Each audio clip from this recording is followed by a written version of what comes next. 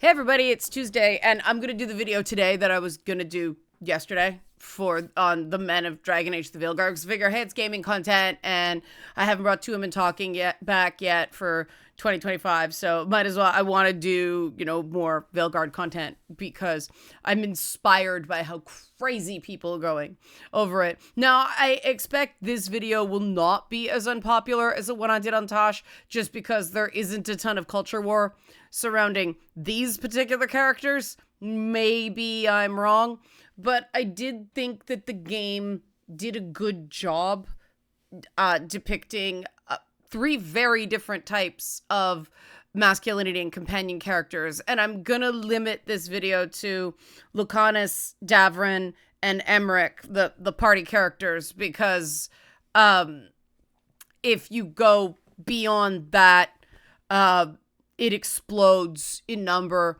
and I haven't decided yet whether I want to do a standalone video on Solus. Let me know if that's something you're interested in. Also, help support this channel. Become a monthly patron, patreon.com/LeannaK, or buy a one-time Leanna Care session for someone who can use it but can't afford it, coffee.com/LeannaK. Yesterday's video, I could not monetize because YouTube monetization policy does not allow graphic descriptions of sex acts, and that was necessary to talk about the Neil Gaiman thing.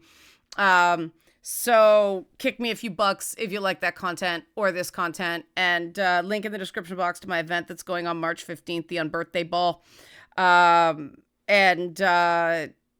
Yeah, let's get into it. Because those of you who didn't watch the Tosh video, how is that possible?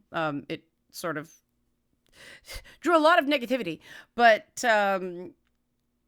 I really, really loved Dragon Age Origins. I don't have any idea how long it took me to play through, but a lot.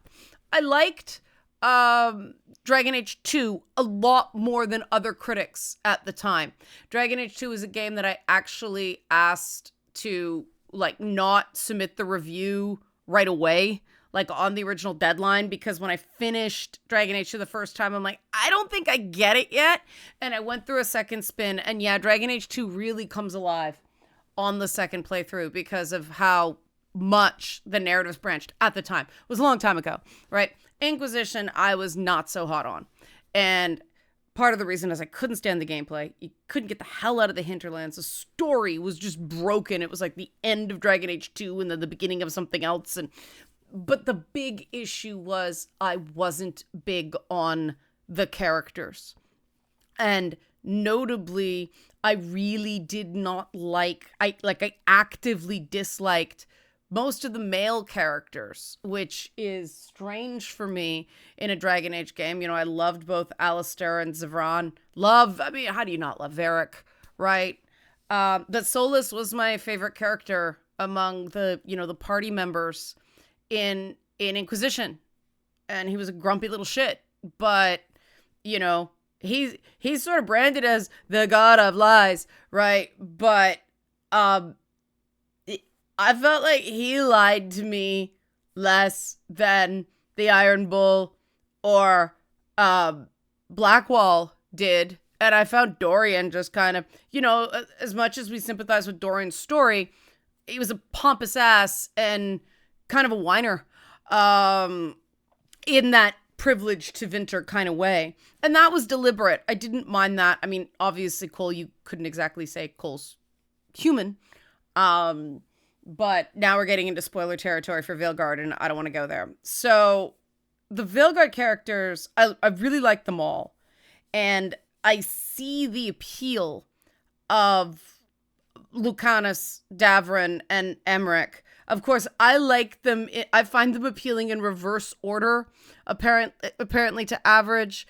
Lucanis is the most romanced male character in Veilguard. Davrin is second, and then Emmerich is apparently dead last, and I believe that part of that, one, Lucanis is so heavily tied in to the main story of the game. But also Emmerich is introduced much later than Davrin or Lucanis. And I think in a lot of ways, some people might have already been invested by the time Emmerich gets in. He's also older. And he's also a little bit weird and possibly creepy, which is why I liked him. I liked the fact that they are sort of redeeming creepy. But let's start with Lucanis, because Lucanis is, when I first saw the first gameplay trailer of Dragon Age of Veilguard, I'm like, okay, there's a lot of A Court of Thorn and Roses in Veilguard. And Lucanis definitely caught that. He's a morally gray, tortured, sexy boy with wings. He's the Rhysand of the story. Of course, he's going to be popular. But one, there's nothing wrong with that. It's okay to put in a thirst trap. And I believe that of both men and female characters. It's funny because I originally pegged Nev as the thirst trap, and apparently that's wrong. People don't like Nev, but Nev is apparently, according to data, the most romanced female Veilguard character. So perhaps I am onto something. Apparently, my read on women is more normal than my read on men. I stand by my choices. But Lucanis definitely caught the romantasy lane in this game. That being said, they did it well. They give him enough character that he's not just brooding. He's very family oriented in a very, very real way. If this is where the spoilers start coming. If you choose Minrathous over Treviso to save, you can't romance Lucanis. He's still a great character. I'm actually playing through. I played through save Treviso first, save Minrathous second, and it's killing me the second time. I'm calling my second playthrough the bad decisions run because it's not my instinct. The thing about Antiva has always been Antivans love Antiva.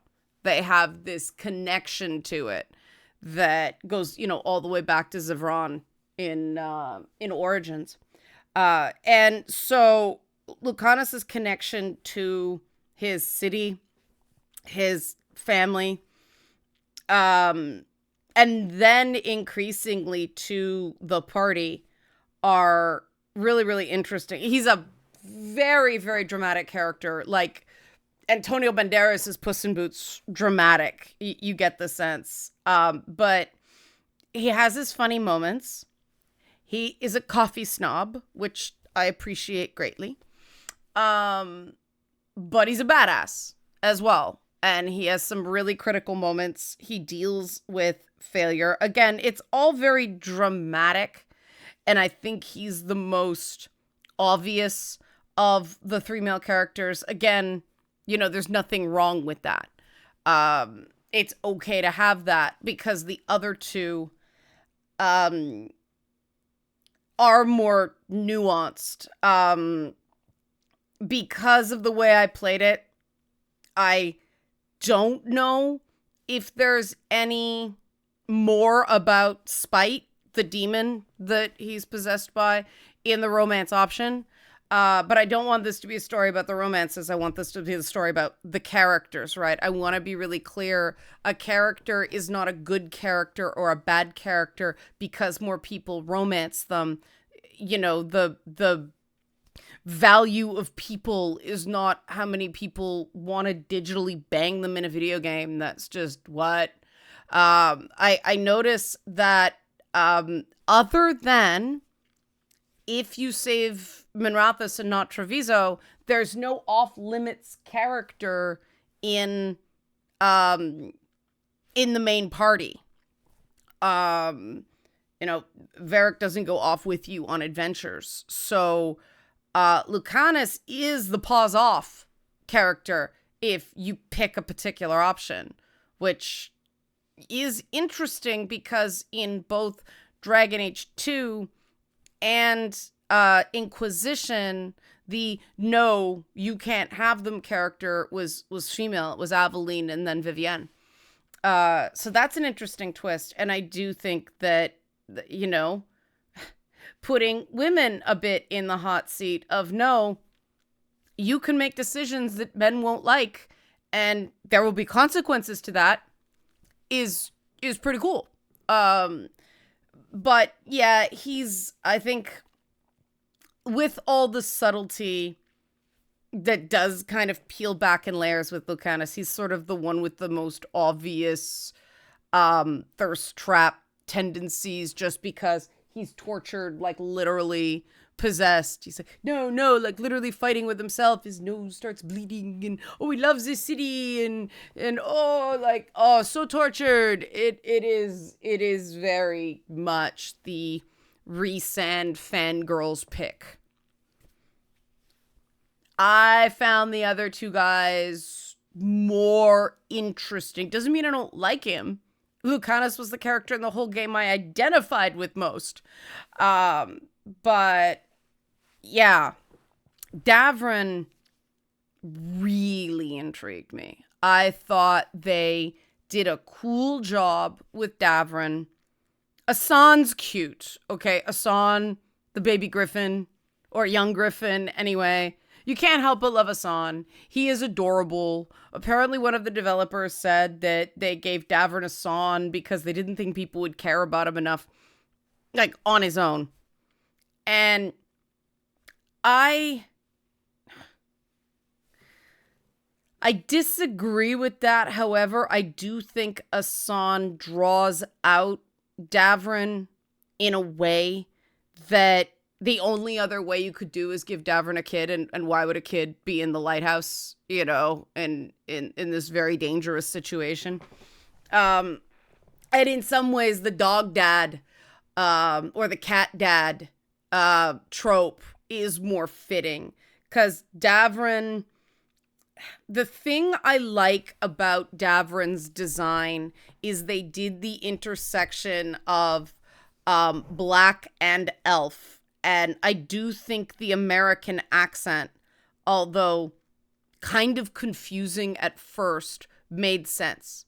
Because the elves, especially the Arlethan elves, with its proximity to Tevinter and all the elf slavery, fits the African American experience obviously the most neatly, even though that's not how it started off in Origin.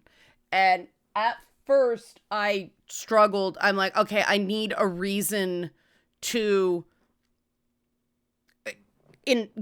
opt in to the very racially diverse elves and linguistically diverse elves in Arlethan, because in Origins they were much more Dalish elves were much more like, you know, indigenous North Americans. And Eileen and I actually, like, she fed me something, I refined it, that the Arlethan elves are elves, the origin of the elves, again, spoiler, they are spirits that came out of the Fade and just took bodies resembling the various peoples of Thedas. So anything goes there, unlike the Ferelden elves in Origin, the Dalish, who were much like, people are gonna freak out about this, but the Ashkenazi Jews split off from, you know, the Middle East, went to Europe. It was a small, very insular. There are family, you know, certain branches of my family were cousins married. So the gene pool was smaller, and so there's less diversity among the Ferelden elves as the Arlethan elves. And again, Ferelden is, you know, they're the British Isles in Thedas. And so Davrin was also not, he had kind of a misspent youth, didn't think he could go back to his clan And so he joined the Grey Wardens. And so again, you've got that, black youth join the military thing that really is more aligned with the, Black America experience. And the intensity that Davrin is performed with is very, very familiar when you've seen, the struggle that young adult Black men and Black teenagers go through in terms of figuring out who he is and being way too hard on his younger siblings, perhaps his kids, his, Assan, the adorable Griffin, him learning how to ease up and it being this protective thing that he's being too hard. It felt very authentic. It felt very developed. And the way I sort of navigated the dialogue, that you got to let him be a tough guy. You can't emasculate him, right? Which is good. It's that thing I complain about RPG relationships. Like, please teach people how to talk to people effectively. In this case, a guy like Davrin, you gotta let him be tough. You gotta go, sometimes, right? And encourage him to kind of not be so rough on poor adorable Assan. Now, I mean, Assan's running all over him. He knows he's a soft touch. All the guys are soft touches internally. Emmerich's a bit of a reversal on that. I'll get to him. But, Lucanis, softy on the inside.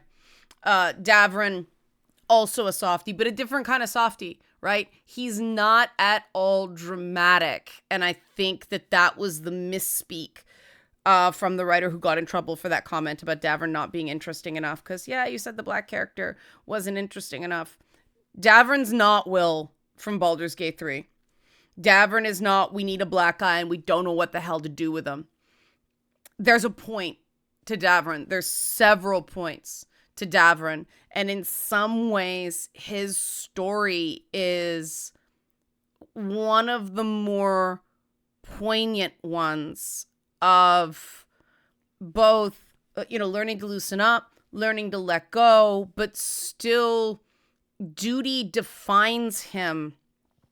And you can't negate that. That's always going to be a part of him. That's what drives him. That's what gives him a sense of purpose. And I did think that the balance of kind of masculine tropes with him was very, very interesting in his own way. Super subtle, super nuanced. I went from going, what's with, Michael B. Jordan, the elf. Nothing wrong with Michael B. Jordan, right? Attractive man. But what's with Michael B. Jordan, the elf? And by the end, I'm like, no, I'm invested. I'm sold. I'm good. You won me over. Awesome. No, it's right choice. It was not, we need a Black guy. They thought about it and they threaded the needle of being Black does not mean the same thing in Thedas as it means in our world. So let's make him an elf so that we can thread it and people get a different, a familiar experience, but it still makes sense in game, right? Really well done. Representation done right. Every decision is accounted for. Now, not everybody's going to pick this stuff up. Not everybody's going to see the same things. And that's the nice thing. You don't have to. You can just go, yeah, he's a Grey Warden with an adorable Griffin and pick it up that way, right? But for the people where it means something to see their own pressures, their own stress, reflected in this character, I thought it was good without rubbing your nose in it, right? It was something that was a more real experience, and they were careful about it, and they did it in a way that wasn't, look at how diverse we are, so people didn't dogpile the character. That happened with Tosh, right? So Davrin got the chance to just sort of have people come to him on his own. Ideal. Really, really liked it. I've saved, obviously, my personal favorite for last. I love Emmerich. And that started with my love of Manfred, the skeleton butler. The minute Manfred appeared on screen with his happy little screams, it's, like that's how he took, right? Loved it. Freaking loved it. I was like, sold. Manfred. This is the Manfred game. I love Manfred. And everybody who played the game before me was, has she got to Manfred yet? Yeah. They knew I'd like Manfred. But Emmerich is such a breath of fresh air in terms of there's never quite been a masculine romance option in a fantasy game like him. And I've missed it. But also the rethink of necromancers and necromancy. It's the opposite of the eye rolling I did with the, the pedophiliac, necrophiliac, gay necromancer in The Witcher 2. I was just like, I'm so done with the necromancer just being gross, creepy, because in a lot of role-playing settings, the healing spells are funneled under necromancy. It's like life and death. You get both. So they really thought out how necromancy worked in the Dragon Age setting. And it's so cool. The fact that you have to respect the dead and be polite to the dead and show them kindness because they're still souls. So cool, right? The other thing about Navarra, where Emmerich is from, is that they don't have the same problems with possessions. Because they respect spirits and respect the dead, the spirits don't get corrupted to the same extent. And so you've got people mucking with this stuff all the time without the possessions, mostly. Really smart idea. They're also all vegetarian. And I'm like, yeah, because their food would talk if they ate meat. Thought out. See? Makes sense. But Emmerich he's also very, like really skinny, like super skinny. And if you're going to give me a guy who spends all his time around books, he better not be ripped. That was a big disappointment with mine of Gale in Baldur's Gate 3. Emmerich's skinny, like really skinny, like head big, body so skinny. And I like that, right? Because they have him in that kind of goth flair look. And it shows that guys don't have to look all muscular to have it going on. Right? He's got the best hair in the whole game. I'm like, that hair. Now, it turns out, yeah, Manfred does his hair. He doesn't do his own hair. Because, no, I can't see a guy that scholarly doing that pomade the whole time, right? But he's old school, mild-mannered, almost to the point of meek. He's very proper, very polite, very nice. And that's what I liked about Alistair in the first game. And I'm blanking on Dragon Age 2. But I always like the nice guy. And everyone's like, oh, bullshit. Girls don't like the nice guys. You gotta be an asshole for women to be attracted to you. No. I was all about Alistair. Oh, Fenris was the one that I really, really liked in Dragon Age 2. And he was not nice. He was tortured. But, you know, he was the smaller little one too. But yeah, Emmerich, I'm just like, he's so nice. And he's so nice.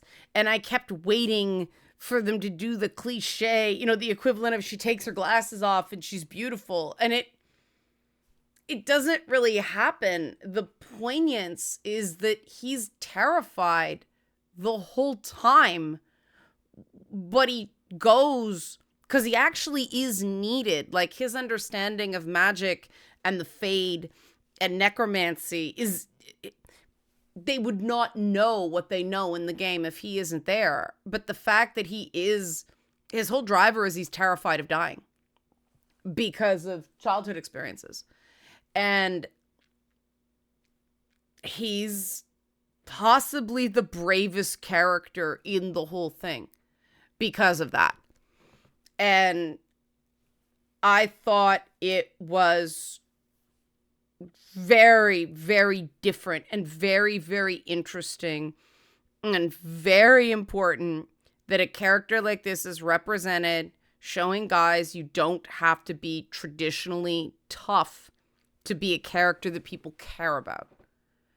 And that's why it's kind of unfortunate that the romance statistics are what they are, because again, Tosh and Emmerich are both way, way late in the game, right? The introduction, like it is hours, like double-digit hours before you get to them. And so I don't think it's the appeal as a character. I think it's just order of introduction. And he is older.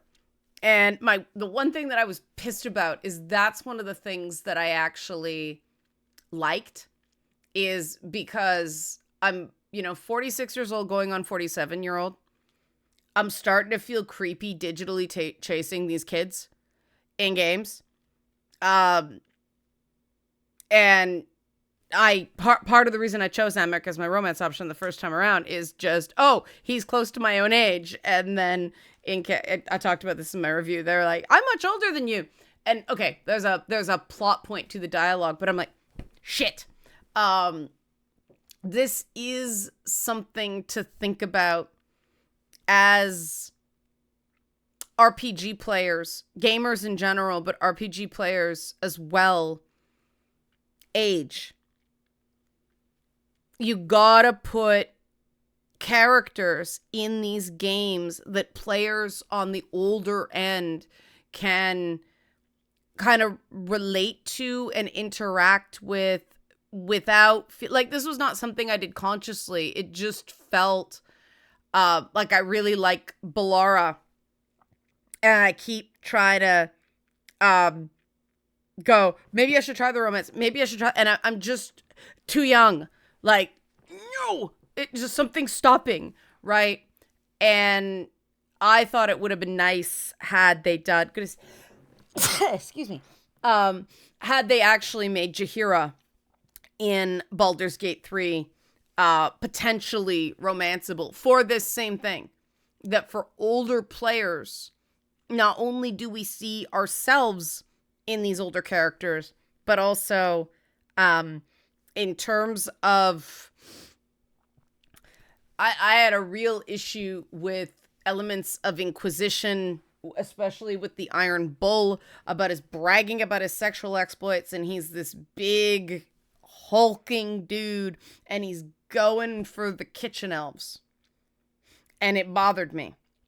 And people, especially BioWare players, are becoming more sensitized to this stuff. So having options like this that are age appropriate is really helpful when you're playing with a customized character. In something like The Witcher, it didn't bug me as much. I mean, in part because, let's face it, it was, heterosexually coded. Nothing wrong with that. But all the witches use glamours, so, but also Geralt's Geralt. And so age appropriate matching was more of a, solvable problem. It's different when you're building your character and you can even add aging features to your character creator, right? So you gotta have that inclusion, or you start giving people the message, and this is a real thing that I think is a stumbling block in the inclusion discussion in gaming, because the core gamer, right, imagine the stereotype, goes, well, we're not really, represented by these heroes. We're not hard bodies, we can't do magic. So why is everybody else complaining that they're not represented? We're not represented. And I do think that that is a reasonable point in terms of not getting what everybody else is going on about in terms of representation. And that's where the othering comes in, that they assume that, well, they're white guys, so you feel represented, as opposed to them going, no, because whiteness is centered. The thing that makes them less than ideal is what's making them feel othered. So disabilities, I do think that it's better to make your character look like his or her body does what a body with that lifestyle would do. So Emmerich looks like a skinny vegetarian, who doesn't work out a lot. He walks a lot. They make that clear, but he's not lifting weights unless it's books, and Manfred gets the books for him too, so he's super skinny, Davrin's going to be more built. He's a Grey Warden. Lucanis, he's an assassin. He has to do these gymnastics feats. So, they got it in where they could. And I mean, Harding for the women is Zuftig, but dwarf, normalized. And people love Harding. So, I think that this is important. I do think we need different types of heroes. And especially in a game where it's the Grey Warden, the warrior, and then the assassin, the newly armed wizard worked. And I think immediately went for Emmerich and Manfred. For the same reason I ultimately went for, when I played WoW, the Torrents, and then was interested in the Qunari in Dragon Age. And the Qunari is like a cross between the Klingons and the Tau from like Star Trek and Warhammer, but still, they are sort of a new thing in fantasy. And whenever there's a new thing, because I've consumed so much Tolkien style fantasy, elves, dwarves, humans, I'm like, the new thing, I want that, yes please. And you could argue that, oh well, they're sort of the orcs, but the Darkspawn in Dragon Age are more the orcs. And so I do hope that, based on how people responded to these characters, that other game companies look at it and go, okay, we can include different types of guys and make it make sense, not have anything feel railroaded or artificial. And there's nothing wrong with, obviously necromancy is not real, right? Obviously griffins aren't real. Obviously people aren't really possessed by demons. That's not the realism. Authenticity is a better word. Authenticity. And I do think that it's important to show that you can do it. And, Davrin wasn't the character that everybody howled about. People howled because the writer said he wasn't interesting enough on his own, right? And I think that's good. And I think that hopefully, I don't see anything wrong with putting characters in games in future that look more like the male player.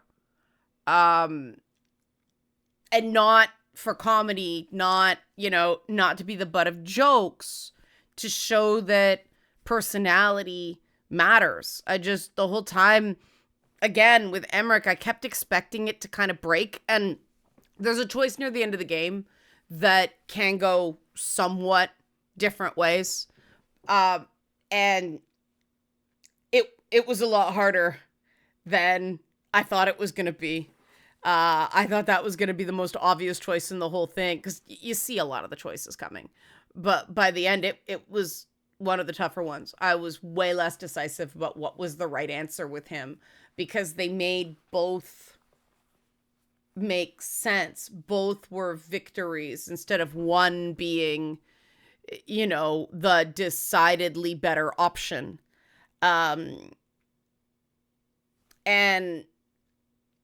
But I kept waiting for him to either break bad or get hardened or have like a dark side or something to make him exciting. And he stayed nice the whole time. And I loved it.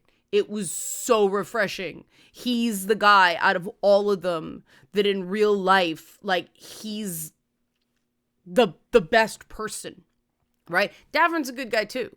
But, Davrin has some shit to work out.